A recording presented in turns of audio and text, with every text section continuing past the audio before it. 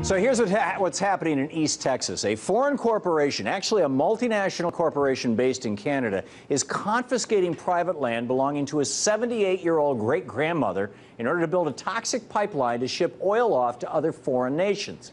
Just another day in third world America. Here is Eleanor Fairchild and actress Daryl Hannah standing in front of tractors that are clearing a pathway for the pipeline right through Fairchild's 300-acre ranch. Those tractors belong to the Canadian company, TransCanada, which recently won approval to build a massive toxic tar sands oil pipeline right through the United States and right through Mrs. Fairchild's property down to Texas, where oil billionaires can refine it and then ship it off to the rest of the world, making big profits for themselves and for TransCanada.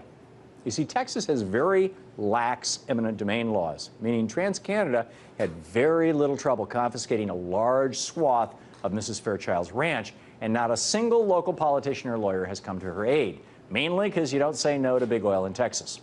And when Mrs. Fairchild, joined by activist Daryl Hannah, an actress, confronted those tractors, she was promptly arrested for trespassing on her own property.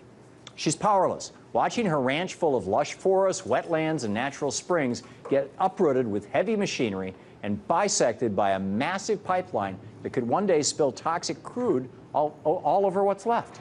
And she's not the only one. Several other nearby landowners are taking TransCanada to court, pushing back on the eminent domain claims.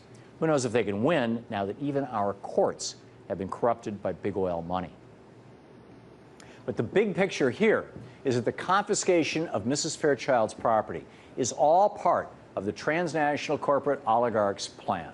It's all part of their plan to turn the United States into a third world mining and dumping pit for transnational corporations. TransCanada's XL pipeline won't create millions of jobs like Mitt Romney and the rest of the oil shills say it will. It would create a few thousand temporary jobs in the United States, and that's it. And really, aside from the billions in profits that the oil barons are going to get in Texas, it's all the United States is getting out of the deal. Well, we're also getting the pollution from refining the toxic tar sands here instead of in Canada, the risk of spills along the pipeline built here instead of in Canada, and the deforestation and contamination of aquifers here instead of in Canada. And who gets the thousands of cancers and the toxic chemicals belched out of the smokestacks of the refineries in South Texas? Why, that would be the mostly poor and mostly minority people who live in the few hundred miles from Texas to and through Louisiana, where the prevailing winds carry those poisons. But Canada is getting all the profits. And guess who's getting most of the oil? Mexico, South America, India, and China. Little to none of that refined oil is going to be sold here in the United States. In fact, gas prices in the Midwest are expected to increase by 20 cents a gallon when this pipeline is finished. This, folks, is a scam. But tragically, these sorts of scams are the norm now, as our national sovereignty and our individual health are being ruined by transnational corporate capitalism that's devouring the last remaining bits of the American middle class and turning the United States into the most rapidly undeveloping nation that's ever existed. When American citizens are having their property taken from them to boost the profits of a foreign corporation, then it's clear that our democratic institutions have failed. It's clear that the corporatocracy is now making way too many of the decisions.